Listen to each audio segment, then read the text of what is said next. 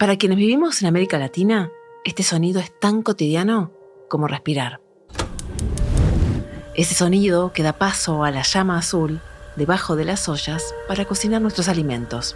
En nuestra región, en las Américas, el 85% de la población cocina con gas. Entonces es evidentemente el combustible por excelencia para cocinar.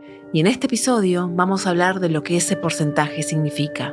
Hay emisiones de gases mientras que las estufas a gas están apagadas.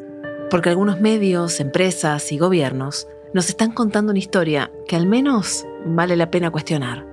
Se está vendiendo al gas natural como un combustible de transición, cuando en verdad sigue sosteniendo en los modos de producción extractivistas y muy altamente intensivos en emisiones. 3 mujeres dedicadas a estudiar el tema nos ayudarán a resolver algunas preguntas.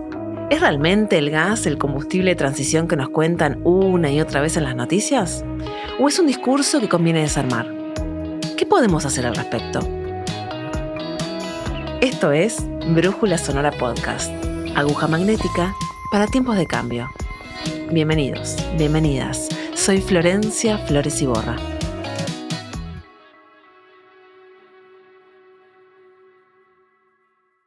Para entender hacia dónde vamos, hay que saber de dónde venimos.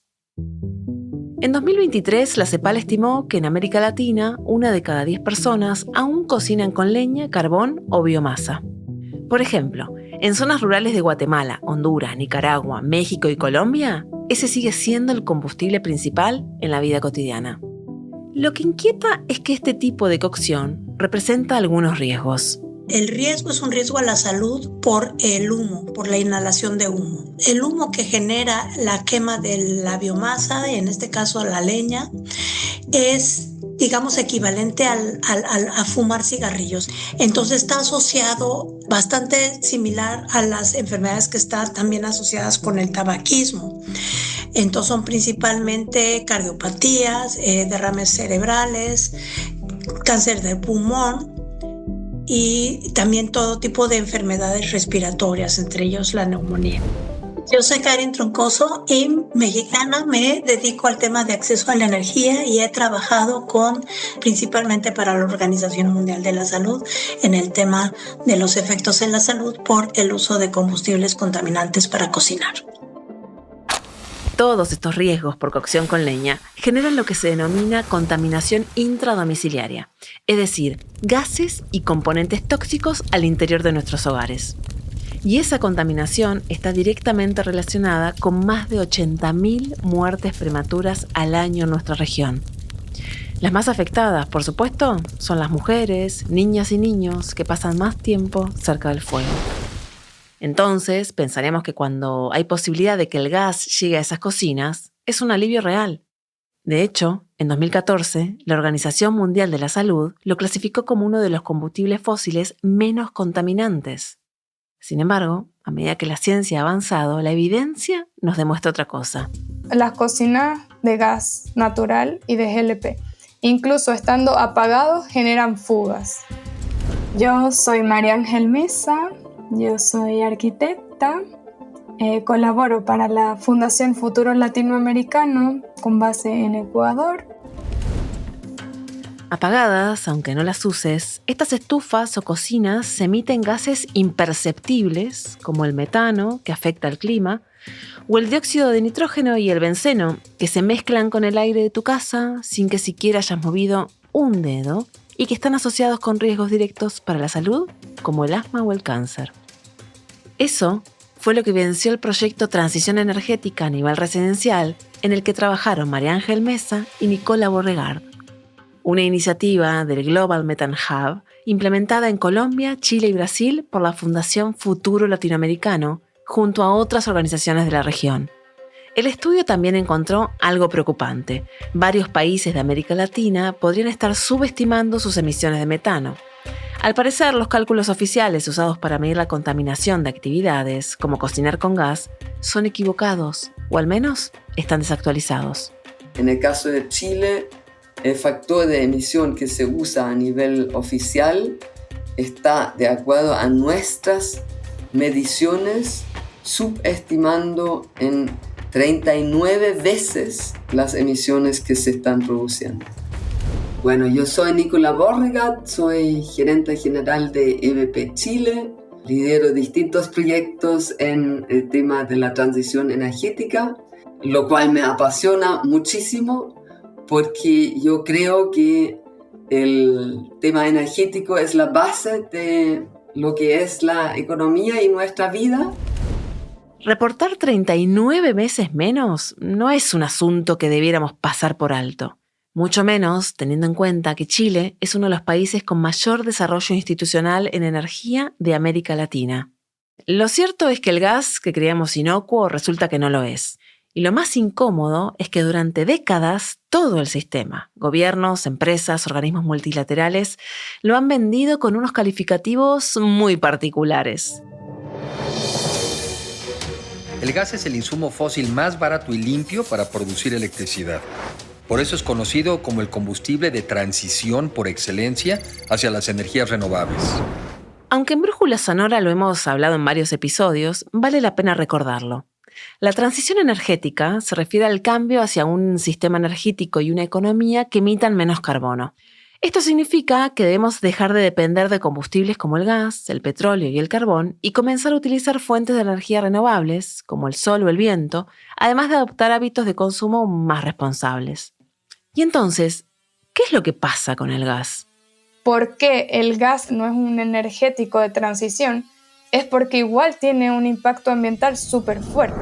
María Ángel lo dice con total claridad. Pero si el gas alguna vez fue presentado como una opción segura e incluso beneficiosa para la salud, ¿qué cambió? Karin nos lo explica. Hay varias cosas que hacen que esta opción no sea tan óptima. Una de ellas es que el gas es un combustible fósil. Por ser un combustible fósil, pues tiene asociados problemas de contaminación en su producción, en su combustión, en todo el proceso. Es un proceso que contamina, que crea gases de efecto invernadero. En este intento por dejar atrás la biomasa, adoptamos el gas casi sin cuestionarlo. Hoy entendemos que cocinar con gas también tiene costos e impactos que durante mucho tiempo quedaron fuera de la conversación. Y no se trata solo de su consumo, sino de todo el proceso que lo hace posible. El problema del gas es un tema de la contaminación que se produce aguas arriba, es decir, en el momento de explotación del gas también se producen emisiones relevantes y si uno suma las emisiones que se producen en el momento de consumo en el hogar, más estas emisiones que se producen aguas arriba, es más que el doble de las emisiones totales que se producen. Si bien en este episodio estamos hablando de consumo en el hogar, no debemos perder de vista que el uso de gas está presente en muchos otros sectores e industrias. Por ejemplo, en Chile se ha utilizado el gas para la reconversión de sus centrales térmicas para abandonar el carbón, y en Colombia se ha considerado que puede facilitar la transición en sectores difíciles de electrificar, como la industria pesada y el transporte de carga. Pero no se puede olvidar algo. El gas es un combustible fósil, y como todos los demás combustibles fósiles, necesita una fecha de salida planificada, progresiva y real. No podemos permitir que se prolongue la vida de los fósiles de forma indefinida. Entonces, ¿alguien está planificando esa salida? ¿Y nosotros? ¿Qué podemos hacer? ¿De qué manera podemos sumarnos a la transición energética desde nuestros hogares? Una pausa y volvemos. Si llegaste hasta acá y es la primera vez que nos escuchás, nos ayudaría mucho que toques el botón de seguir, actives la campanita y nos califiques con 5 estrellas. Esto no solo nos ayuda a llegar a más personas, sino que también nos permite seguir haciendo episodios para entender las conexiones entre ambiente, economía, clima y otras variables a través de voces latinoamericanas. Anímate a escucharnos y sumar a la acción climática. Hasta acá, el mito del gas como combustible de transición. Ahora, comencemos a hablar de algunas soluciones posibles. Podemos hablar de buenas voluntades, podemos hablar de beneficios económicos en algunos países donde la energía es muy costosa, pero hemos visto que los marcos regulatorios son grandes movilizadores. Y claro, movilizan porque determinan la dirección de hacia dónde se debe mover el país en esa materia. Sus acciones, recursos financieros, incentivos, etc. Es decir, parte de la solución viene de allí, de las políticas públicas diseñadas por quienes toman las decisiones. Para el caso de Brasil, Chile y Colombia, esto fue lo que encontraron Nicola y su equipo de investigación. En los 3 países hemos encontrado una falta de una estrategia nacional clara de transición energética a nivel del sector residencial. El tema del gas nunca se ha hablado, que habría también que enfrentar el tema del cambio de uso del gas a nivel residencial. Los esfuerzos en estos países se han concentrado en crear o permitir la llegada de grandes proyectos de energías renovables a gran escala. Pero se ha dejado de lado que los consumidores somos un gran actor que podría sumarse a la transición. Sin duda, el gran reto es lograr que la gente tenga acceso a combustibles modernos, limpios y asequibles en términos económicos. Pero, ¿de quién depende? ¿Y a quiénes impacta? Para mí, gran parte es una cuestión de voluntad política y, por supuesto, valorar el tiempo de las mujeres, porque en proyectos que hemos liderado en el que logramos esta transición, lo que hemos documentado es que las mujeres ahorran más de 2 horas diarias cocinando. Entonces, imagínate lo que significa 2 horas diarias, son por lo menos 10 horas a la semana, 40 horas al mes. Esto se traduce en oportunidades de que hagan emprendimientos, de que empiecen a generar ingresos propios. Y además eso empodera a las personas. Electrificar nuestras cocinas también es una cuestión de justicia social y de género, que abre posibilidades concretas. Sin embargo, ¿podemos considerarla una alternativa real? La realidad y los mitos sobre la electrificación en la cocción conversan entre sí y nos permiten ver que hay muchos desafíos. Tal vez un desafío es la forma de cocinar. Como muchas personas a mí me dicen hoy en día, y incluso colegas que dicen, no vas a comparar un plato de comida preparado en fuego en electricidad. Pero el asunto de fondo es otro. Cuando María Ángel migró de Venezuela a Ecuador en 2013, coincidió con un momento coyuntural de transición residencial de estufas de gas a cocinas de inducción, que utilizan tecnología electromagnética para calentar. Las empresas encargadas del suministro eléctrico en Ecuador financiaron el costo de las estufas a varios años, para no afectar a las personas beneficiarias con sobrecostos. Y para quienes aplicaran, podían solicitar la tarifa Dignidad, un subsidio estatal que reduce el costo de la energía eléctrica a usuarios con bajo consumo. Y entonces en temas de consumo, yo nunca escuché a nadie tampoco quejarse de ¡ay, que me subió un montón la luz! Porque había como este programa de resguardo, de protección al consumidor. Entonces, como anécdota, lo que les podría contar es que todo el mundo lo que se quejó fue de las ollas. Como, ¡ay, tengo que comprar nuevas ollas! Y a mí eso me parecía increíble porque digo, wow, es todo un programa de transición de matriz energética de un país y la gente se preocupa de qué olla va. Esa anécdota puede parecer graciosa y superficial. Sin embargo, es valiosa porque nombra algo que los debates suelen ignorar. Cuando la política pública absorbe la barrera económica, las personas adoptan la tecnología sin drama. Entonces, lo que sale a la luz es que la supuesta resistencia cultural tal vez no existió. Y el problema nunca fue cultural, sino de acceso. Yo creo que se trata también de trabajar en esta línea y hacer desde el gobierno estas soluciones cada vez más accesibles, con técnicos preparados, capacitados, con una red logística de mantención también accesible para la gente. Entonces, estamos frente a una oportunidad que sin duda representa muchos retos e implica a muchos actores. Y como nos insistió Nicola, una estrategia de país clara, con plan de acción e implementación definido y concreto. Y también una confianza en los avances y la evidencia. digamos que no era tan eficiente como forma de cocinado, como que el fuego es una manera muy eficiente de calentar un alimento. Pero la tecnología nos ha absolutamente rebasado en ese sentido y ahora hay ollas de presión eléctricas sumamente eficientes, estufas de inducción sumamente eficientes, y en este momento la manera más eficiente desde el punto de vista de energía para cocinar es la electricidad. ¿Y qué significa que la electricidad sea más eficiente en términos energéticos? Karin nos lo cuenta.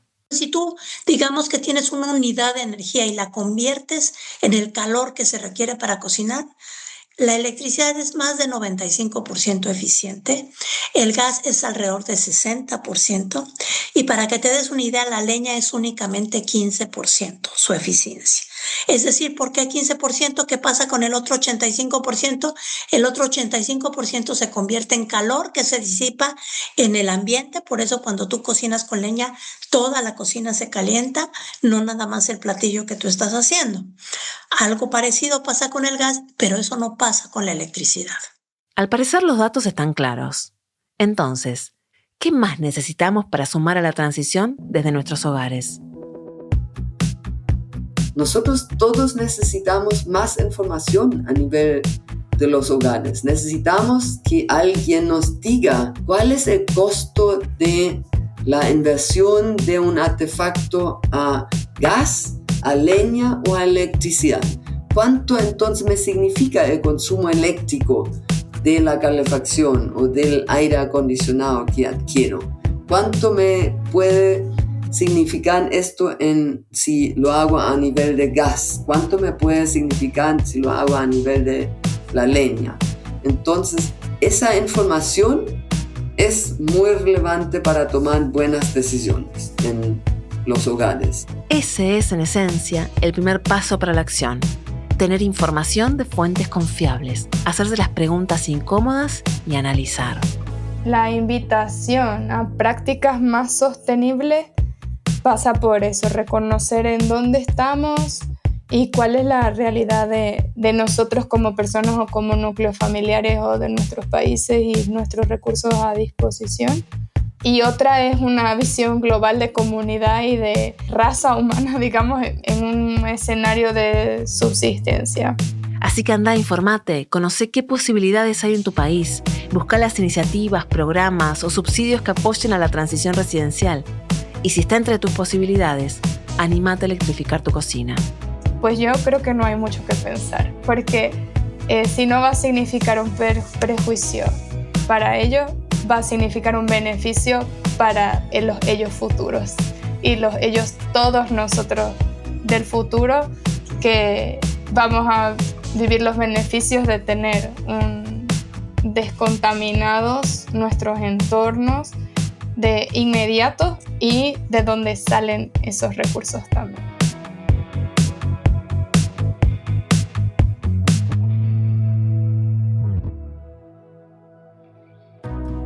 La transición energética no se resuelve de un día para otro.